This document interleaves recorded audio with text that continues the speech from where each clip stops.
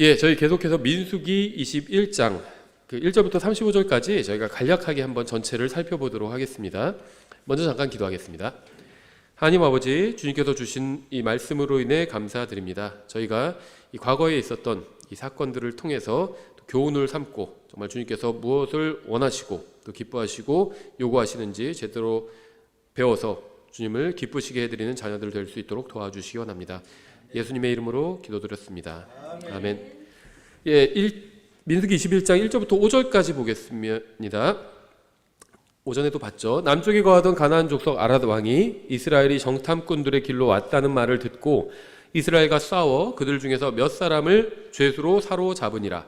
이스라엘이 주께 서원하여 이르되 주께서 만일 이 백성을 내 손에 넘겨주시면 내가 그들의 도시들을 진멸하리이다 하매 주께서 이스라엘의 목소리를 들으시고 가나안 족속을 넘겨주시니 그들이 저들과 저들의 도시들을 진멸하니라. 그가 그곳의 이름을 호르마라 하니라. 그들이 에돔 땅을 들어가려고 할 때 에돔 땅을 돌아가려고 홍해 길을 따라 호르산에서 이동하였으나 그 길로 인해 백성의 혼이 심히 낙담하였으므로 백성이 하나님과 모세를 대적하여 말하되 어찌하여 당신들이 우리를 이집트에서 데리고 올라와 광야에서 죽게 하느냐. 거기에는 빵도 없고 물도 없도다. 우리 혼이 이 푸석푸석한 빵을 싫어하노라 하매. 하나님께서는 전혀 감사할 줄 모르는 이스라엘 백성을 먹이셨고 지금도 전혀 감사할 줄 모르는 수많은 사람들을 먹이고 계십니다. 사람들은 하나님께서 주시는 햇빛과 비와 공기와 수많은 것들을 누리면서 주님께는 전혀 감사를 드리지 않고 있죠. 하지만 하나님께서는요, 배은망덕한 사람들에게도 계속 은혜를 내려주시고요, 또 자신의 독생자인 예수 그리스도를 보내셔서 또 대속하게 하셨죠. 예, 이것이 하나님의 은혜고요. 그리고 하나님의 은혜를 맛보아 안 사람들이 하나님 앞에 나오는 거죠. 탕자가 누가복음에 나오는 그 비유에 나오는 탕자가 아버지께 돌아간 건요, 아버지가 단순히 부자라서 아니면 아버지가 의로우신 분이라서 돌아간 것이 아니라 자기 아버지가 은혜가 넘치는 분이라는 사실을 알았기 때문에 돌아갔습니다. 그래서 탕자가 마음속으로 어떤 준비를 하죠? 내가 아버지께 가면 이렇게 말해야겠다. 내가 잘못했고 죄를 지었으니까 용서해 주세요. 이렇게 용서를 구해야겠다. 마음속으로 계획을 하고 가죠. 근데 실제 탕자의 아버지는 탕자가 생각한 것보다 훨씬 더 은혜가 넘치는 분이었죠. 묻지도 따지지도 않고 그냥 받아주었습니다. 왜냐하면 아들이 여기까지 돌아왔다는 것은 회개했다는 거예요. 그렇죠. 가던 길을 돌이켜서 다시 아버지께로 나왔잖아요. 회개했다는 것을 보고 아버지가 더 이상 묻지 않았습니다. 바로 안아주고 다시 아들의 그 자리를 회복시켜 주었죠. 예, 그래서 하나님은 은혜가 넘치는 분이에요. 최근에 제가 구체적인 얘기는 드릴 수는 없는데요. 이제 최근이 아니라 사실 우리 교회에도요, 이제 개개인들 상담하거나 이렇게 하면 어려운 분들이 너무 많아요. 건강이 어려운 분도 있고, 또 경제적으로 어려운 분들도 있고요, 가족 관계가 어려운 분들도 있고요. 저희 가정도 또 저희 가정만의 여러 가지 또 문제가 있습니다. 문제 없는 사람, 어려움이 없는 사람은 없죠. 다 어려움이 있습니다. 근데 그 중에 이제 아주 극심한 어려움으로 인해서 이제 고통받는 가정이 있어요. 근데 이제 제가 구체적인 걸 말씀드릴 수는 없지만요. 이제 그 어려움이 생긴 데에는 자기의 잘못도 있었습니다. 그러니까는 정말 하나님 앞에서 의롭게 살았는데 고난을 당한 것이 아니라 이게 법에서 자초위난이라고 하거든요. 위난에 빠졌는데 그게 자기가 자초한 위난이에요. 예를 들면 가다가 유리가 있어서 자기가 쾅 유리를 쳐서 유리에 자기가 찔렸어요. 그러면 사고를 당했지만 자기가 원인을 제공했잖아요. 사실은 그리스도인들이 겪는, 또 사람들이 겪는 대부분의 어려움은 자초위난적인 성격이 강해요. 자기가 어려움에 그렇게 스스로 뛰어든 경향이 큰데 하여튼 그 가정도 굉장히 큰 어려움에 빠졌어요.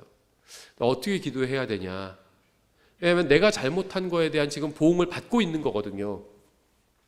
근데 이걸 하나님께 건져달라고 해야 되냐, 어떻게 해야 되냐 모르겠다는 겁니다. 그래서 저는 뭐라고 일단 조언을 했냐면요, 그냥 하나님께 살려달라고 기도하라고. 살려달라고. 내가 잘못해서 어려움에 빠졌지만 그냥 그래도 살려달라고.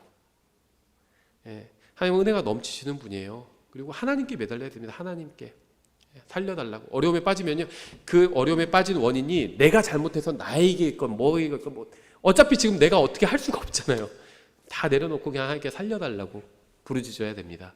예, 뭐 누가 잘못한 걸 떠나서 내가 잘못해서 어려움에 빠졌다 할지라도 그러면 내가 거기에 뿌린 대로 거둔 거죠. 그럼 뿌린 대로, 그러니까 이게 성경을 좀 너무 많이 알아도 문제예요. 내가 지금 어려움에 빠졌지만 이게 내가 뿌린 대로 거둔 거니까 이건 내가 그냥 온전히 당해내야 되겠구나. 뭐 이렇게 생각하시는 경우도 있는데 뭐 맞는 생각이긴 한데 어려우면 그래도 하나님께 부르짖으라는 겁니다. 이거나 똑같아요. 아이가 잘못해서 벌을 내렸어요. 그러니까 아이가 잘못한 것에 대한 합당한 이제 벌을 받고 있는 건데, 근데 그게 너무 어려우면 아이가 부모님한테 부탁할 수 있잖아요. 이게 너무 어려워요. 용서해 주세요. 도와주세요. 그러면 부모가 또 벌을 내린 가운데서 또 어떤 건 용서해 줄 수도 있는 거죠. 도와줄 수도 있는 거죠. 예, 그래서 하나님은 은혜가 넘치시는 분입니다. 이게 정말 하나님을 대적하고 욕하고 반역하는 사람들에게도 하나님께서는 끝까지 은혜를 내려주셨고요. 결국은 생각해보세요. 구약 역사를 생각해보세요. 하나님에 대한 반역의 역사였죠. 정말 하나님을 향해서 긴 전쟁을 한 인류가 그런 역사였습니다. 그런데 하나님께서 어떻게 하셨죠? 구약이 어떻게 끝나죠? 자기의 사랑하는 아들을 내어주시는 것으로 끝나잖아요. 하나님이 이렇게 은혜가 넘치는 분이에요. 근데 그분을 거부한다? 답이 없어요, 그거는. 어찌하여 당신들이 우리를 이집트에서 데리고 올라와 광야에서 죽게 하느냐? 거기에는 빵도 없고 물도 없도다. 우리 혼이 이 푸석푸석한 빵을 싫어하노라 하네. 하나님께서는 그들에게 하늘에서 빵을 내려주시고 반석에서 나온 물을 주셨지만 그들은 주님께서 주신 것으로 만족하지 못했습니다. 이것이 바로 인간의 본성이죠. 모든 죄는 하나님께서 주신 것으로 만족하지 못하는 데서 시작합니다. 루시퍼가 오전에도 말씀드렸지만 죄를 진 것은 이제 교만해서 죄를 진 것도 있지만 만족하지 못한 거예요. 내 위치가 이것뿐이 안 돼? 내 왕자를 하나님의 왕자만큼 높이겠다. 이렇게 한 거죠. 하나님께서 자기에게 주신 위치에 만족하지 못한 겁니다. 여기서 이제 죄가 시작되는 거예요. 하나님께서 다 하나님의 생각은 우리 생각과 달라요. 그래서 하나님께서 다 뜻하신 바가 있어서 적당히 주셨는데 거기에 만족하지 못하는 겁니다. 그렇죠? 마치 저희도 이제 뭐 예를 들면 아이스크림 같은 게 있거나 하면 이제 그걸 자매가 아이들한테 나눠줘요. 적당히 나눠주거든요. 다 부모가 봤을 때 너희들 아직 어리니까 이 정도만 먹으면 돼. 할 만큼 나눠주세요. 근데 아이들은 모자르다고 계속 다 먹고 싶어요. 한 통 큰 걸. 근데 그렇게 주지 않죠. 하나님도 똑같으신 거예요. 우리보다 차원이 다르잖아요. 아이들 생각보다 부모가 훨씬 더 수준 높은 것처럼 하나님의 생각은 우리 생각과 차원이 다릅니다. 우리에게 필요한 만큼 주신 거예요. 우리의 유익을 위해서. 근데 우리는 거기에 대해서 막 하나님 날 미워하시나 봐, 싫어하시나 봐, 더 안 주시는 걸 보니까 막 이렇게 불평하고 있는 거죠. 어린 아이처럼 불평하고 있는 겁니다. 많은 사람들이요, 에어컨과 히터가 있는 집에 살고 컴퓨터와 자동차를 가지고 있으면서도 만족하지 못하고 가지고 있지 않은 것으로 인해 하나님께 불평하고 있어요. 아이고, 뭐 우리 집 다 이거 우리 집도 아니에요. 다 융자 받아서 있는 거지. 과거의 사람들은요, 그런 것도 없었어요. 생각해 보세요. 하늘나라에 가서 지금 인류 역사 6,000년이라고 본다면 5,900년 동안 인간은 굉장히 어렵게 살았습니다. 불과 100년 전만 해도 산업혁명, 그때 생각해 보세요. 절대 다수의 사람들이 어렵게 살았어요. 근데 지금은 평범한 사람들도, 대부분의 문명화된 국가에서는 평범한 사람들도 훨씬 편하게 살고 있죠. 생각해 보세요. 하늘나라 가서 과거의 그리스도인들과 교제를 나눈다면 제가 융자가 잘 안 나와가지고요 엄청 힘들었어요. 이러면 그게 뭐예요? 그러겠죠. 돈 빌리는 거고 돈을 빌려줘요? 그렇게 물어보겠죠. 우리 집에 지금 방이 3개뿐이 없었고요. 방이 있어요? 지붕이 있어요? 이렇게 물어보겠죠. 차가요? 좀 연식이 오래된 거라 가지고요. 가는데 고장도 나고 힘들었어요. 그게 뭐예요? 그러겠죠. 차가요? 기름 넣고 밖으로 굴러가서 먼 거리도 1시간 만에 갈 수 있고 그런 거예요. 그러면 그런 게 있어요? 그러겠죠. 그러니까 많은 걸 누리고 있어요. 현대 그리스도인들은. 그런데도 하나님께 불평을 하고 있죠. 6절. 주께서 불뱀들을 백성 가운데로 보내어 백성을 물게 하심으로 이스라엘의 많은 사람이 죽으니라. 자기들이 죽게 되었다고 불평하는 사람들에게 주님께서는 진짜 불뱀들을 보내셔서 죽게 하시는 겁니다. 그렇죠. 이스라엘 백성이 선한 하나님을 악한 하나님이라고 불평하자 하나님께서는 진짜 악한 상황이 어떤 것인지 그들에게 보여주신 겁니다. 진짜 나쁜 상황이 어떤 건지 보여주신 거예요. 7절. 그러므로 백성이 모세에게 나와 이르되 우리가 주 당신을 대적하여 말함으로 죄를 지었사오니 주께 기도하여 그분께서 이 뱀들을 우리에게서 제거하게 하소서 하며 모세가 백성을 위해 기도하니, 구원받기 위해서는 반드시 자기가 죄인이라는 사실을 알고 인정해야 합니다. 그래야지 구원을 요청하죠. 병원에 가서 치료받기 위해서는 자기가 환자라는 사실을 인정해야 되잖아요. 그렇죠? 사람들이 제일 가기 싫어하는 그 병원이 정신병원이었죠. 정신과 가서 치료받자고 그러면 내가 미친 사람으로 보여? 막 하면서 싫어하잖아요. 요즘은 좀 덜해졌지만, 정신적인 문제가 있을 수 있죠. 스트레스나 여러 가지로 인해서 치료를 받아야 되죠. 요즘 뭐 약물 좋다고 그래요. 치료받을 수 있습니다. 그러니까 자기가 환자라는 사실을 인정해야 병원에 가서 치료를 받고 몸이 온전해질 수 있죠. 자기가 죄인이라는 사실을 인정해야 용서받을 수 있는 겁니다. 용서를 구하지 않는 사람을 용서해 줄 수가 없어요. 그러니까 하나님께서 모든 사람을 용서해 주실 수 있는 게 아닙니다. 용서를 구해야 용서를 해주죠. 용서를 구하지도 않아요. 근데 난 그냥 저 사람 용서했어. 그런데 그 사람은 네가 왜 날 용서해? 난 너한테 용서 구할 마음도 없는데. 이렇게 생각하면은 그 사람 용서할 수가 없는 거죠. 그래서 하나님께 용서받기 위해서는 용서를 구해야 되는데요. 용서를 구하기 위해서는 자기가 죄인이라는 사실을 인정해야 됩니다. 그러니까 예수님을 믿어야 구원받는데 회개를 해야 된다. 이런 얘기를 하는 이유가 그거예요. 회개를 해야 믿죠. 구원자가 필요하다고 인정을 해야 구원자를 받아들이죠. 근데 누가 구원자가 필요한 거예요? 자기가 구원받을 상황에 처해 있다고 생각하는 사람이 구원자를 필요로 하겠죠. 그래서 구원받기 위한 조건은 사실 믿음이에요. 예수님을 믿는 건데 믿기 위해선 자기가 죄인이라는 사실을 인정해야 되는 게 논리적으로 그렇게 갈 수밖에 없다는 겁니다. 그래서 회개하고 믿어야 된다. 이런 얘기를 하는 겁니다. 그래서 구원받기 위해서는 반드시 자신이 죄인이라는 사실을 알고 인정해야 합니다. 구원받기 위해서는 예수님을 믿어야 하지만 그 전에 먼저 반드시 회개해야 합니다. 하나님께서는 여러분을 용서하기 원하시고 구원하기 원하시고 영원한 생명을 주기를 원하십니다. 하지만 여러분이 회개하기 전엔 결코 여러분을 용서할 수도 없고 구원할 수가 없어요. 회개해야 합니다. 그래야지 구원해 줄 수 있는 거예요. 우리가 주 당신을 대적하여 말함으로 죄를 지었사오니, 죄는 하나님을 대적하여 짓는 겁니다. 그런 점에서 이스라엘 백성은 문제를 제대로 파악을 한 거죠. 8절, 주께서 모세에게 이르시되 너를 위해 불뱀을 만들어 장대 위에 달라 물린 자마다 그것을 쳐다보면 살리라 하시니라. 모세가 놋뱀을 만들어 장대 위에 다니 뱀이 어떤 사람을 물었을 때 그가 그 놋뱀을 쳐다보면 살더라. 우리는 앞서 본문에 나온 이 놋뱀이 죄인들을 위해서 십자가에 달리신 예수 그리스도의 모형이라는 사실을 살펴봤죠. 불뱀에 물린 사람이 스스로 고칠 수 없었듯이 사람은 스스로 구원할 수가 없습니다. 구원받기 위해서는 하나님의 말씀을 믿고 자신이 죄인이라는 사실을 인정하고 예수 그리스도를 유일한 구원자로 믿어야 합니다. 하나님께서는 모든 사람이 구원받기를 원하시기 때문에 이렇게 구원의 길을 쉽고 단순하게 만들어 놓으셨습니다. 그래서 백성이 죄를 지었고 회개하고 하나님을 믿고 이제 다시 생명을 얻게 된 거죠. 10절, 이스라엘 자손이 앞으로 나아가 오봇에 진을 쳤고 오봇에서 이동하여 모압 앞 해 뜨는 편 광야에 이에아 바림에 진을 치니라. 그들이 거기서 움직여 사렛 골짜기에 진을 쳤고 또 거기서 움직여 아모리 족속의 지경에서 나오는 광야에 있는 아르논의 다른 쪽에 진을 쳤으니 이는 아르논이 모압과 아모리 족속 사이에서 모압의 경계이기 때문이라.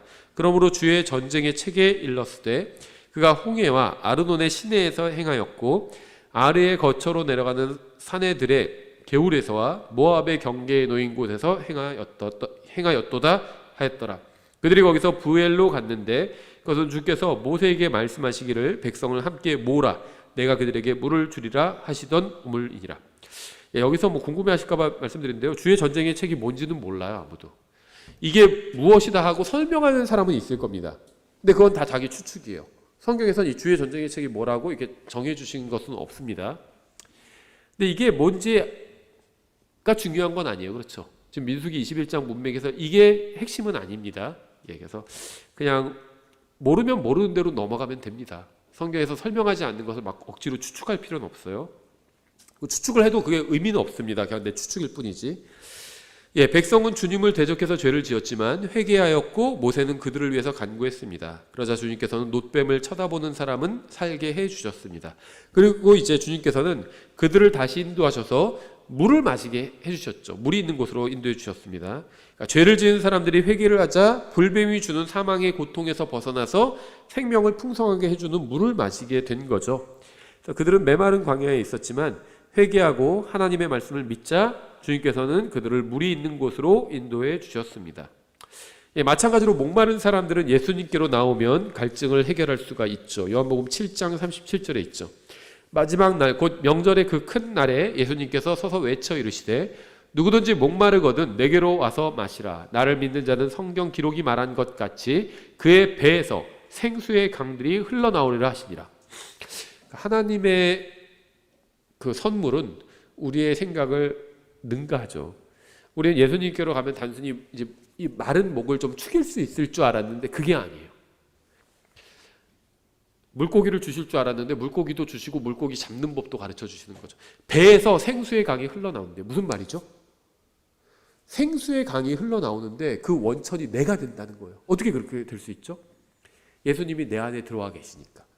예수님이 생명수 그 자체잖아요. 근데 그분이 성령님을 통해서 믿는 사람 안에 들어와 계시죠. 그래서 내가 원천이 되는 겁니다. 근원이 되는 거예요. 물에 생수의 근원이 내가 되는 거예요. 엄청난 겁니다. 그래서 내가 복음을 전하고 누가 이걸 믿으면 구원받게 되는 겁니다. 왜 그런 줄 아세요? 생수의 강이 내 안에 있기 때문에 내 안에서 넘쳐 흐른다는 거예요. 나는 안 넘쳐 흐르는 것 같은데 그럼 뭔가 문제가 있는 거예요. 있는데 그걸 써먹지 못하는 겁니다. 무한한 생명수가 내 안에 있어요. 내 안에 있는 복음은요, 한 사람만 구원할 수 있는 게 아니라 10사람만 구원할 수 있는 게 아니라 100사람만 구원할 수 있는 게 아니에요. 누구든지 구원할, 100명, 1000명, 10,000명도 구원할 수도 있어요. 내 안에 예수님께서 계시기 때문에. 세상은 메마른 광야와 같습니다. 그리고 우리는 그 세상에 있죠. 하지만 세상이 얼마나 메말랐든 상관없이 믿는 사람들 안에는 성령님께서 거하고 계십니다. 그러니까 내가 영적으로 목마르다면 그거는 내 환경 때문이 아니라는 겁니다. 내가 가지고 있는 물을 마시지 않은 거예요. 하나님의 말씀, 내가 영적으로 무지하다면 환경 때문이 아니라 하나님의 말씀을 읽지 않은 것 때문이죠. 마찬가지예요. 영적으로 내가 메말라 있다면 주님과 교제를 나누지 않은 겁니다. 그런데 주님 멀리 계신 게 아니라 내 안에 계세요. 내 안에 들어와 계십니다. 세상이 아무리 메말라도 믿는 사람은 목마르지 않고 오히려 배에서 생수의 강들이 흘러넘쳐서 갈증으로 고통받는 사람들을 진리로 인도해 줄 수가 있는 겁니다. 17절 그때 이스라엘이 이 노래를 부르되 영적 상황이 굉장히 좋아졌어요. 노래까지 불러요. 이제는 오 우물아 솟아나라 너희는 우물에게 노래하라. 이 우물은 통치자들이 팠고 백성의 고귀한 자들이 법을 주는 자의 지시에 따라 자기들의 막대기로 그것을 팠도다 하였더라. 그들이 광야에서 떠나 마따나에 이르렀으며 마따나에서 나할리엘에 이르렀고 나할리엘에서 바못에 이르렀으며 모압 지방의 골짜기에 있는 바못에서 여시몬을 내려다보는 비스가의 꼭대기에 이르렀더라. 이스라엘 백성은 주님을 믿지 않아서 광야에서 방황하다가 주님을 믿고 우물을 만나게 됐죠. 그들은 이제 주님으로 인해서 얻은 기쁨을 누리고 있어요. 그래서 노래를 하는 겁니다. 노래가 절로 나오는 때가 있잖아요. 기쁜 거예요. 마음이 즐겁고. 그렇죠. 21절 이스라엘이 아모리 족속의 왕 시온에게 사자들을 보내어 이르되 내가 당신의 땅을 지나가게 하소서. 우리가 밭에든지 포도원에든지 들어가지 아니하며 우물물도 마시지 아니하고 당신의 지경을 통과할 때까지 왕의 큰 길로만 가리이다 하였으나 시온이 이스라엘이 자기의 지경을 지나가는 것을 허락하지 아니하고 자기의 온 백성을 함께 모아 이스라엘을 치려고 광야로 나와서 야하스에 이르러 이스라엘과 싸움으로. 이스라엘이 주님께 죄를 짓고 불평할 때에는 원수들이 나오지 않다가 이제 주님께 나아 회개하고 주님의 말씀을 믿고 주님께서 주신 기쁨을 노래하자 원수들이 나와서 이스라엘과 싸우기 시작합니다. 그러니까 주님과 동행하기 시작하면 원수들은 우리를 대적하기 시작한다는 거예요. 이스라엘이 하나님을 욕하고 배반하고 반역하고 대적할 때는 원수들이 안 나와요. 그러다가 이제 주님께 돌아와서 회개하고 돌아와서 주님의 말씀을 믿고 회복되고 그 다음에는 막 주님으로 인해서 기뻐서 막 노래도 부르고 이러니까 이제 원수들이 나오는 겁니다. 그렇죠. 요한일서 3장 13절 이렇게 말씀하고 있죠. 내 형제들아 세상이 너희를 미워하거든 이상히 여기지 말라. 우리가 죄를 짓고 세상과 친구가 되면 세상은 우리를 대적하지 않습니다. 하지만 우리가 회개하고 주님께로 돌아와서 주님의 말씀을 붙들고 주님으로 인해서 즐거워하면 세상은 갑자기 우리를 대적하기 시작합니다. 만약 우리가 아무 잘못도 하지 않고 주님의 말씀에 따라 사는데 세상에서 핍박을 받는다면 그것은 이상하게 여길 일이 전혀 아닙니다. 세상은 주님을 미워하기 때문에 주님과 동행하는 사람도 미워하는 거죠. 24절부터 35절 끝까지 쭉 읽겠습니다. 여러 가지 사건이 나오는데요. 그냥 쭉 읽은 그대로 이해하면 돼요. 이스라엘이 칼날로 그를 치고 아르논에서부터 얍복에 이르기까지 곧 암몬 자손에게 이르기까지 그 땅에 소유하였으니 이는 암몬 자손의 경계가 강하였기 때문이더라. 이스라엘이 이 모든 도시를 점령하고 아모리 족속의 모든 도시 곧 헤스본과 그것의 모든 마을에 거하였더라. 헤스본은 아모리 족속의 왕 시온의 도시더라. 그가 모압의 이전 왕과 싸워 아르논에까지 이르는 그의 온 땅을 그의 손에서 빼앗았더라. 그러므로 격언으로 말하는 자들이 이르되 헤스본으로 올지어다. 시온의 도시를 세워 예비할지어다. 헤스본에서 불이 나오고 시온의 도시에서 화염이 나와서 모압의 아르를 소멸시키며 아르논의 산당들의 귀족들을 소멸시켰도다. 모압아 내게 화가 있으리로다. 오 그모스의 백성아 내가 망하게 되었도다. 그가 도망한 자기의 아들 딸들을 내주. 그모스의 백성 모압을 말한 건데 망했는데요. 나중에 이스라엘이 그모스를 섬기죠. 그래서 이스라엘 어떻게 되죠? 이스라엘도 망하게 되죠.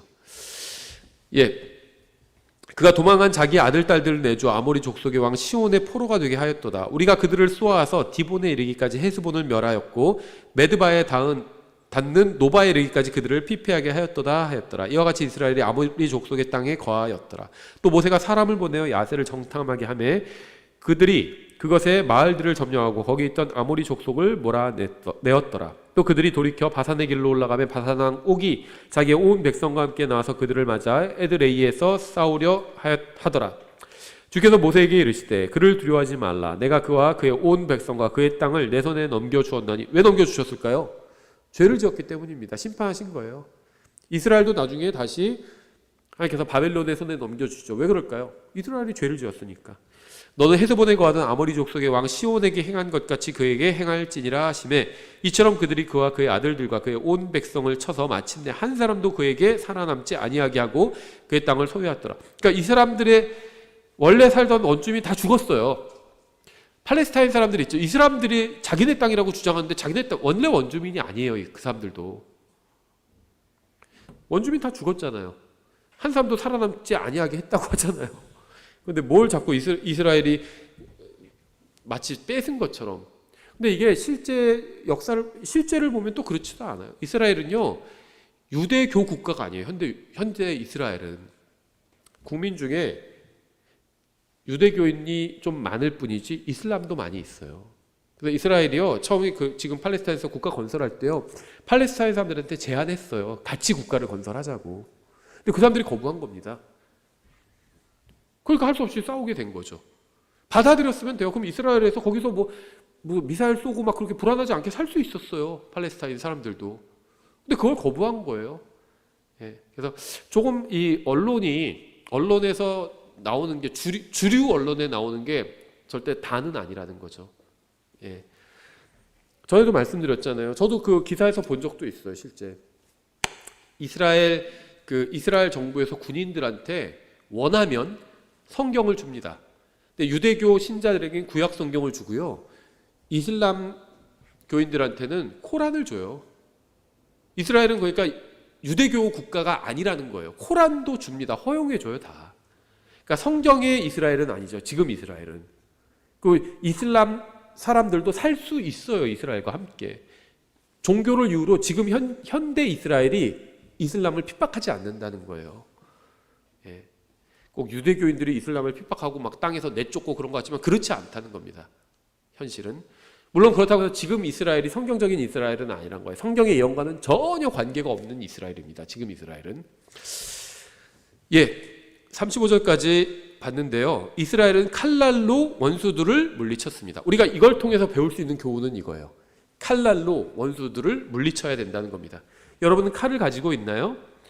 성경은 하나님의 말씀이 양날 달린 검과 같다고 말씀하죠. 히브리서 4장 12절부터 13절. 하나님의 말씀은 살아있고 권능이 있으며 양날 달린 어떤 검보다도 예리하여 혼과 영과 및 관절과 골수를 찔러 둘로 나누기까지 하고 또 마음의 생각과 의도를 분별하는 분이시니 그분의 눈앞에서 드러나지 아니하는 창조물이 하나도 없고 모든 것이 우리와 상관하시는 그분의 눈앞에 벌거벗은 채 드러나이는. 여기서 말하는 그분은요, 하나님의 말씀을 의미하는 거예요. 하나님이 아니라. 그러니까 하나님의 말씀이 성경은 창조물이죠. 하나님의 창조자는 아니죠. 그런데 하나님께서 창조물에게 창조자의 지위를 허락해 주신 건 이 성경밖에 없어요. 그래서 그분의 눈앞에서 모든 게 드러나는데 여기서 말하는 그분은 하나님이 아니라 하나님의 말씀인 성경을 말해요. 우리는 전신갑주를 입고 말씀의 검을 능숙하게 다룰 수 있어야 합니다. 에베소서 6장 17절이죠. 구원의 투구와 성령의 검 곧 하나님의 말씀을 취하라. 검은요, 양날이 있는 칼을 말해요.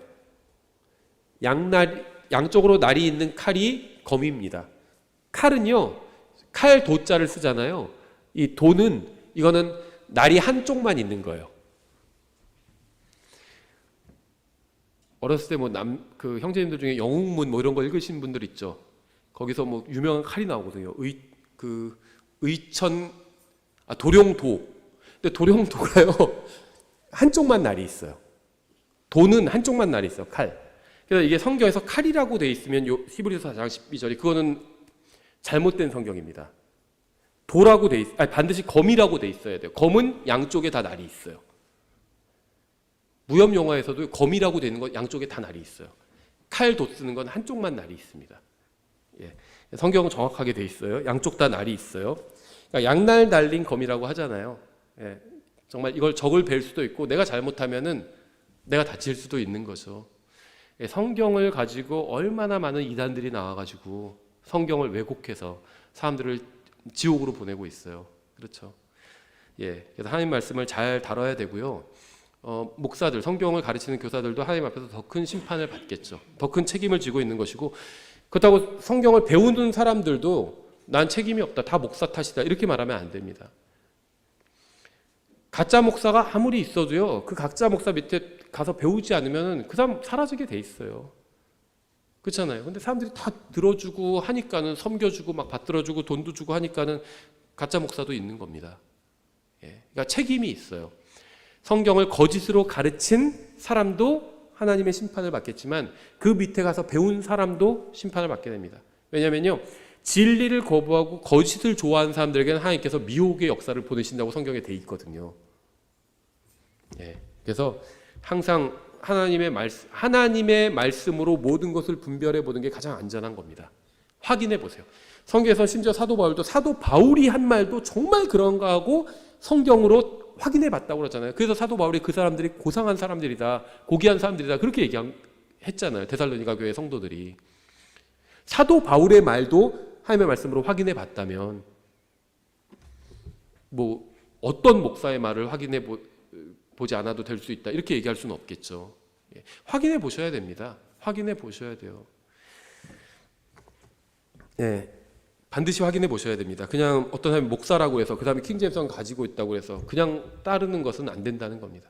구원받은 사람인지 확실하지 않으면 물어보세요. 예. 어떤 목사님들은 기분 나빠하신다고 하는데 기분 나쁠 게 뭐가 있어요? 내가 구원받는지 물어보는. 저는 누가 저한테 구원받았냐고 물어보면 전혀 기분 나쁘지 않아요. 내가 예수님을 높일 수 있는 기회가 또 생긴 건데 왜 기분 나빠요? 저는 얘기할 겁니다. 제가 구원받았는지 아닌지 얘기를 해드릴 거예요. 어떻게 구원받았는지도 얘기를 해드릴 겁니다. 저한테 물어보셔도 돼요.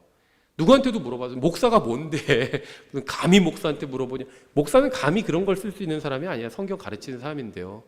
그리고 구원받지 않은 목사도 많거든요. 예. 그래서 물어볼 수 있어요. 충분히.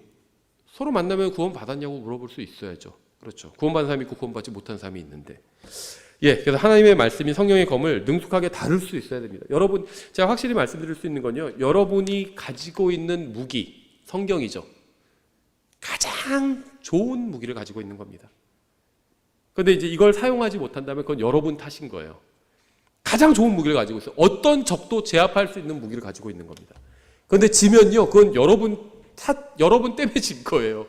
무기는 좋은 무기 갖고 있는데 싸움을 못하면 무슨 소용이 있겠어요. 그렇죠. 예, 민수기 1장, 21장 간략하게 봤는데요. 이제 요 민수기 21장에 나온 사건과 관련 있는 또 사건이 있어서 그것까지 한꺼번에 좀 살펴보겠습니다. 민수기 21장에서 모세가 주님의 명령에 따라 만든 놋뱀이 후에 어떻게 되었는지가 열왕기하 18장에 나오죠. 열왕기하 18장 1절부터 4절 제가 읽으면요. 이제 이스라엘 왕 엘라의 아들 호세아의 제3년에 유다 왕 아하스의 아들 히스기야가 통치하기 시작하니라. 지금 몇백 년이 흐른 거죠. 그가 통치하기 시작할 때의 나이가 25세더라. 그가 예루살렘에서 29년 동안 통치하니라. 그의 어머니의 이름은 또한 사갈의 딸 아비더라. 히스기야가 자기 조상 다윗이 행한 모든 것에 따라 주의 눈앞에서 올바른 것을 행하니라. 그가 산당들을 제거하고 형상들을 깨트리며 작은 숲들을 베어내고, 카톨릭 성당 가면요, 그 마당에 작은 숲 같은 게 있어요. 그리고 그 앞에 그 가운데 마리아상을 딱 세워놓죠. 그거 말한 거예요. 작은 숲들을 베어내고 모세가 만든 놋뱀을 산산조각 내니 이는 그때까지 이스라엘 자손이 그 뱀에게 분향하였기 때문이더라. 그가 이 뱀을 느우스탄이라 하였더라.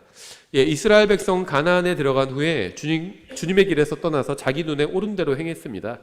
그들은 예루살렘에서 주님께 경배를 드려야 했지만 산당들에 올라가 우상 숭배를 했습니다. 히스기야는 백성의 우상 숭배 장소인 산당들을 제거한 거죠. 출애굽기 20장 4절부터 6절에 형상에 대해서 뭐라고 말씀하고 있죠? 너는 너를 위하여 어떤 새긴 형상도 만들지 말고 또 위로 하늘에 있는 것이나 아래로 땅에 있는 것이나 땅 아래 물속에 있는 것에 어떤 모습이든지 만들지 말며 그것들에게 절하지 말고 그것들을 섬기지 말라. 나 곧 주 내 하나님은 질투하는 하나님이니라. 나는 나를 미워하는 자들에게는 아버지들의 불법을 자손들에게 벌하여 3, 4대까지 이르게 하거니와 나를 사랑하고 내 명령들을 지키는 수천의 사람들에게는 긍휼을 베푸니라. 하나님을 사랑하는 사람들에게는 아무리 많아도 다 긍휼을 베풀어 주신다는 겁니다. 근데 하나님의 말씀을 거부하는 사람에게는 자손들에게 3, 4대까지 이르게 한대요. 이게 무슨 말일까요? 우리가 출애굽기 강의할 때 살펴봤죠. 자세한 걸 그 강의 들어보시면 이거 설명한 게 나올 겁니다. 간단히 말씀드리면요, 아버지의 역할이 그만큼 크다는 거예요. 그 실제 통계 조사도 이제 우리나라 조사는 아니고 미국의 조사인데요. 그 가정에서 자녀가 가장 먼저 예수님을 믿었을 때는 온 가족이 예수님을 믿게 되는 그 경우가 뭐 10% 이렇게 낮아요. 근데 가정에서 어머니가 가장 먼저 예수님을 믿게 됐을 때 온 가족이 예수님을 믿게 되는 경우 20, 30%. 근데 아버지가 가장 먼저 예수님을 믿게 되면요 90%가 예수님을 믿게 된대요. 가족이 다. 아버지 책임이 막중하죠. 아버지가 하나님 앞에서 죄를 짓고 악하게 행하면요 그 영향이 엄청나게 큽니다. 3, 4대에 이르기까지 계속 영향이 갈 수 있어요. 하지만 3, 4대에 이르는 중에서도 누군가 예수님을 믿고 구원받으면 하나님께서 또 은혜를 베풀어 주시는 거죠. 사실을 말씀하고 있는 거예요. 성경에서 사실을. 아버지의 역할이 굉장히 큽니다. 예, 주님께서는 어떤 색인 형상도 만들지 말라고 분명하게 말씀하셨어요. 카톨릭에서 그 우상을 뭐라고 부르는 줄 아세요? 우리 형상이라고 부르죠. 우상이라고 부르죠. 카톨릭에서 뭐라고 부르냐면 예배 보조 기구라고 부릅니다. 예배 보조 기구. 근데 이름만 바꾼다고 뭐가 바뀌나요, 본질이? 그래서 진짜 그런 말을 했는지는 모르지만 옛날에 뭐 예화집 같은 거 보면 그런 얘기 나오거든요. 링컨이 뭐 대중 연설하면서 사람들에게 그렇게 얘기했다고 그래요. 양은 다리가 4개에다가 꼬리가 하나죠. 근데 만약에 꼬리도 다리라고 친다면 양은 다리가 몇 개일까요? 하니까 사람이 5개요 그랬더래요. 꼬리도 다리라고 친다면 다리가 4개에다가 꼬리까지 합하면 5개잖아요. 그러니까 링컨이 아닙니다. 꼬리를 다리라고 쳐도 다리는 4개입니다. 그렇게 얘기했대요. 아무리 우겨도 이름을 바꿔도 본질은 바뀌잖아요. 꼬리를 다리라고 한데서 꼬리가 다리 역할을 할 수 있는 건 아니죠. 다리는 4개예요. 우상을 만들어 놓고 이걸 다른 이름으로 불러 예배 보조기구 이렇게 불러도 그건 예배 보조기구가 아니라 우상일 뿐입니다. 그렇죠. 하나님께서는 형상 만들지 말라고 하셨어요. 종교적인 목적으로 형상을 만들지 말라는 겁니다. 떡 하니 만들어 놓고 그 앞에서 막 절하고 숭배하고 있죠. 저 딱 한 번 성당 안에 들어가 본 적이 있어요. 해화동 성당이었는데 서울에 누구 결혼식 참석해서 처음 봤어요. 저는 마리아상을 거기서 겉에 그 성당 밖에 있는 마리아상 있죠. 돌로 만든 거. 그것도 성경적으로 보면 가증한 건데 성당 안에 있는 거는 보고 저는 깜짝 놀랐어요. 한 이 나무만 해요. 인형이요. 여자 인형. 마리아 인형. 큰 인형 있죠. 요즘 뭐 큰 인형 같은 거 있죠. 구체 관절 인형 같은 거 큰 거. 그거랑은 좀 다르지만 인형이 되게 커요. 근데 그거에 놓고 옷을 입혀놨어요. 거기서 다 막 이러고 가고 있어요, 사람들이. 너무 가증하더라고요. 이게 모르겠어요. 이게 차라리 불상에 절하는 게 나을 정도로 보이더라고요. 불상은 약과구나. 그건 그냥 돌이잖아요. 눈에 익숙해서 그런지 몰라도 그거는 차라리 사람들이 거기에 절하는 것, 그것도 물론 하나님 앞에서 가져가지만 그냥 그러려니 하는데 인형을 만들어 놓고 인형 앞에 절하는 걸 보니까 이해가 안 돼요. 진짜 가증하구나. 내가 보기에, 나 같은 죄인이 보기에도 가증한데 인형을 만들어 놓고 인형이 절하고 있다고 생각해 보세요. 우리 집에도 인형이 있거든요. 애기 인형 같은 거. 그걸 절한다고 생각해 보세요. 얼마나 가증해요. 만들지 말라고 하셨어요. 분명히 하나님께서는. 이건 뭐 다른 어떤 핑계를 대도 벗어날 수가 없습니다. 열왕기하 18장 4절 모세가 만든 놋뱀을 산산조각 내니 이는 그때까지 이스라엘 자손이 그 뱀에게 분향하였기 때문이더라. 그가 이 뱀을 느우스탄이라 하였더라. 느우스탄은요 히브리어인데 놋조각 이 말입니다. 놋뱀을 부숴버렸잖아요. 그래서 조각이 됐어요. 놋조각. 왜 그렇게 부르고 있을까요? 조각일 뿐이야. 그건 놋조각일 뿐이야. 인형일 뿐이야. 거기 경배하지 마라. 그 얘기를 하고 있는 거죠. 왜 인형에 그 안에 송뭉치 있고 플라스틱이 있고 무슨 실리콘 있고 왜 거기에 경배하냐는 거예요. 놋조각에 왜 경배하냐는 겁니다. 놋뱀은 하나님의 명령으로 만든 것이었습니다. 하지만 아무리 주님의 명령으로 만든 것이라 해도 그것을 숭배해서는 안 됩니다. 특히 주님께서는 만나와 아론의 지팡이는 보관해 두라고 말씀하셨지만 놋뱀은 보관해 두라고 말씀하신 적이 없어요. 하지만 이스라엘은 그것을 없애지 않고 보관해 두었고 급기야 숭배하기까지 했습니다. 그들은 결국 살아계신 하나님이 아닌 놋조각을 섬기는 자들이 되고 만 거죠. 이 산당과 새긴 형상과 작은 숲과 놋뱀은 모두 거짓 종교를 믿는 도구에 불과합니다. 예배 보조기구가 아니라 거짓 종교 보조기구예요. 성경적 기독교는 특정한 장소나 형상이나 날과는 아무 관련이 없어요. 크리스마스나 부활절을 기념하는 것은 성경적 기독교와 아무 관련이 없습니다. 갈라디아서 4장 8절부터 11절에 있죠. 그럼에도 불구하고 너희가 하나님을 알지 못하던 때에는 성경의 하나님을 알지 못하던 때에는 본래 신들이 아닌 것들을 섬겼느니라. 그러나 이제 너희가 하나님을 안 뒤에 성경의 하나님을 알면요 이런 것들을 숭배하지 않는다는 거예요. 혹은 하나님께 알려진 뒤에 어찌 다시 약하고 천한 초등 원리로 돌아가 다시 그것에 속박당하려 하느냐. 너희가 날과 달과 때와 해를 지키니 내가 너희를 위하여 헛되이 수고하였을까 너희로 인해 염려하노라. 사도 바울이 성경을 가르치는 성경 교사였잖아요. 근데 날과 달과 때와 절기 이런 걸 지키면 헛공부한 거라는 겁니다. 사도 바울이 가르친 걸 제대로 배우지 못한 거예요. 성경 어디도 부활절 지키라고 그랬어요? 성경에는 날과 달과 때와 해를 지키는 것은 천한 초등 원리일 뿐입니다. 부활절 왜 지켜요? 추수감사절 왜 지켜요? 성경에서는 그런 거 지키라고 말씀하신 적이 없잖아요. 신약 성도는요 특정한 날을 지키는 사람들이 아니라 주님을 기억하고 복음을 전하는 사람들이에요. 우리 주의 만찬 할 때마다 제가 인용하죠. 고린도전서 11장 23절부터 26절. 내가 너에게 전해준 것은 내가 주께 받은 것이니 곧 주 예수님께서 배반당하신 바로 그 밤에 빵을 집으사 감사를 드리신 뒤에 그것을 떼시고 이르시되 받아서 먹어라 이것은 너희를 위하여 찢긴 내 몸이니 부활절을 기억하여 이것을 행하라. 이렇게 말씀하지 않으셨죠. 나를 기억하여 이걸 행하라 하시고 이렇게 말씀하셨죠. 저녁 식사 뒤에 또 그와 같은 방식으로 잔을 집으시고 이르시되 이 잔을 내 피로 세우신 새 상속 언약이니 너희가 그것을 마실 때마다 부활절을 기억하여가 아니에요. 나를 기억하여 이것을 행하라 하셨느니라. 이는 너희가 이 빵을 먹고 이 잔을 마실 때마다 주의 죽으심을 그분께서 오실 때까지 보이기 때문이니라. 부활절이 아니라 주님의 죽으심입니다. 그걸 보여줘야 된대요. 사람들에게 알려주는 겁니다. 사람들이 예수님 죽으신 게 왜요? 그게 뭐 의미 있나요? 몰라요. 사람들은. 우리가 알려주는 거예요. 보여주는 겁니다. 예수님 죽으신 건요 그냥 로마 정부에 항거하다 죽으신 것이 아니라 우리의 죄값을 당신의 선생님의 죄값을 갚기 위해서 십자가에서 죽으신 겁니다. 이걸 알려주는 거예요. 이게 우리의 사명이에요. 부활절 지키는 게 우리의 사명이 아니라는 겁니다. 그런 건 이교도들이나 있는 거예요. 두 개의 바빌론이라는 책이 있어요. 거기에 자세히 나와 있습니다. 이 부활절과 관련된 풍습들이 촛불, 그 토끼, 그다음에 계란, 그게 성경이랑 무슨 관련이 있어요? 성경에 뭐 예수님 부활하시고 나서 뭐 계란 까드셨나요? 왜 그게 뭔 관련이 있어요? 이교도에서 온 거예요. 다 이교도에서. 성경과 전혀 관련이 없습니다.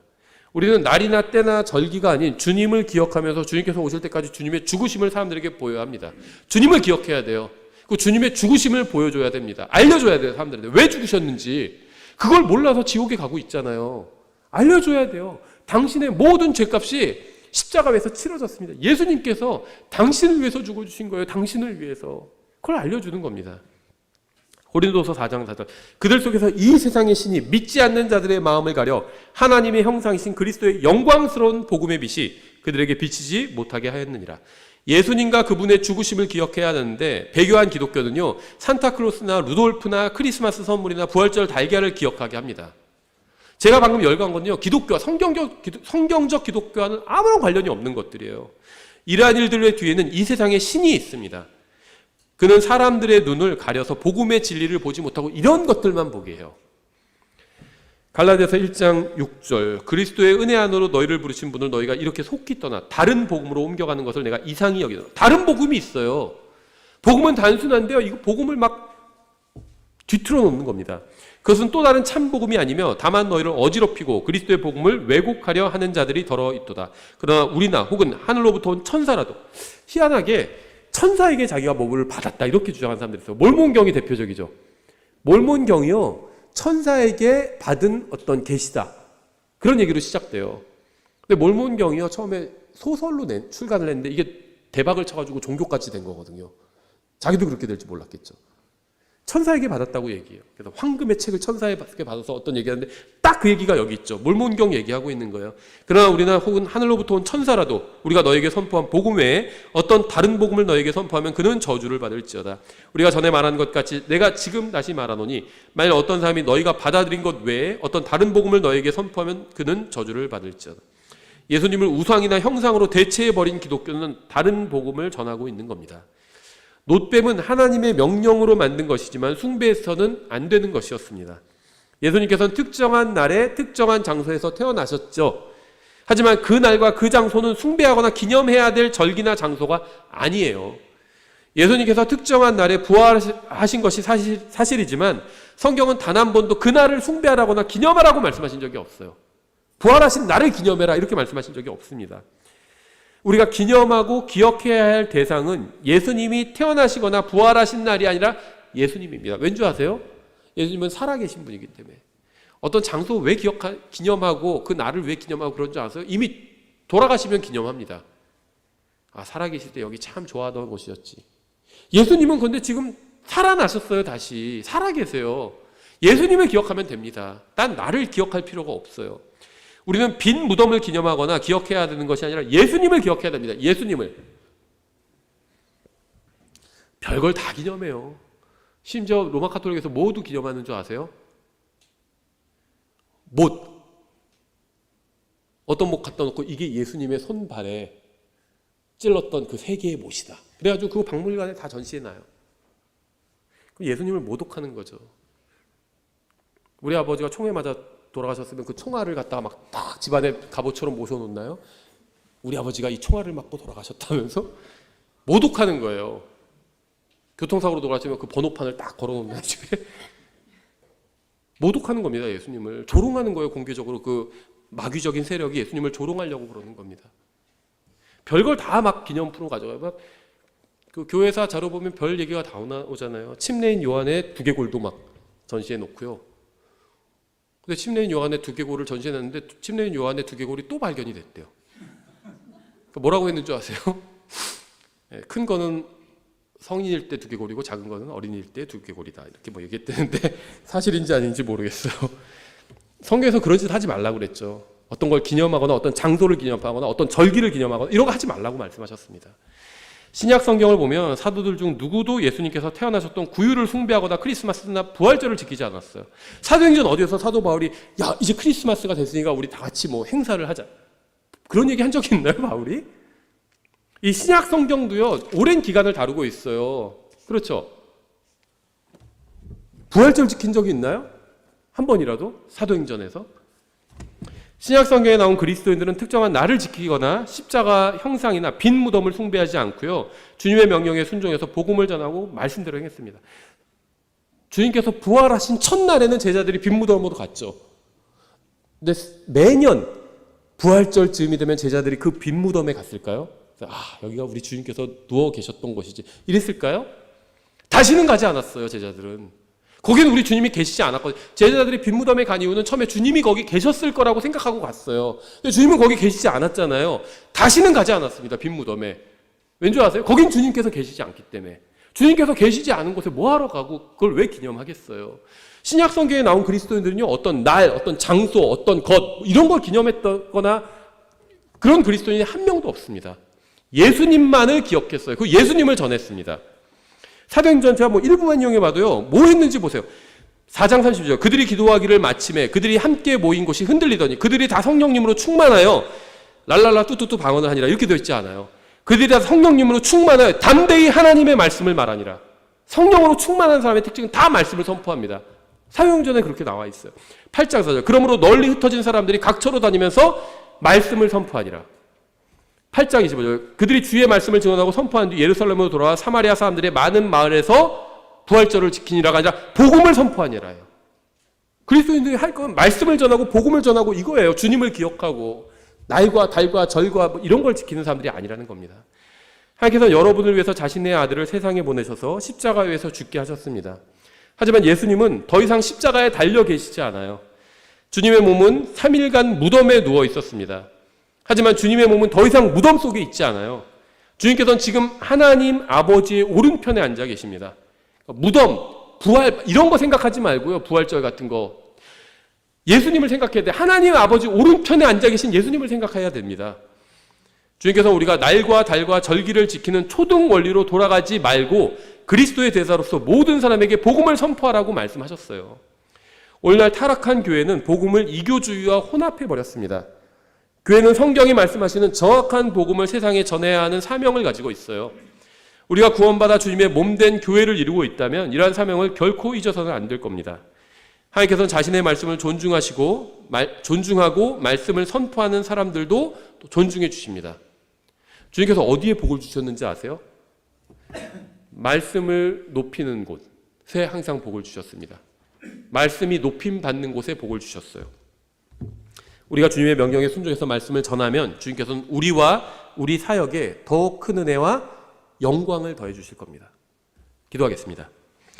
하나님 아버지, 저희를 구원해 주시고 또 저희들에게 진리의 말씀을 주시고 또 저희들에게 온 세상의 창조주, 온 세상을 통치하시는 왕들의 왕의 대사로서 또 복음의 사명을 주셔서 감사합니다. 저희가 이 세상에서 헛된 것들에 마음을 빼앗기지 않고 오직 주님의 다시 오심을 기다리면서 주님께서 저희들에게 맡겨주신 그 고귀한 사역을 감당하는데 저희의 힘과 가진 것과 시간과 모든 것을 쓸 수 있도록 도와주시기 원합니다. 감사드리며 예수님의 이름으로 기도드렸습니다. 아멘.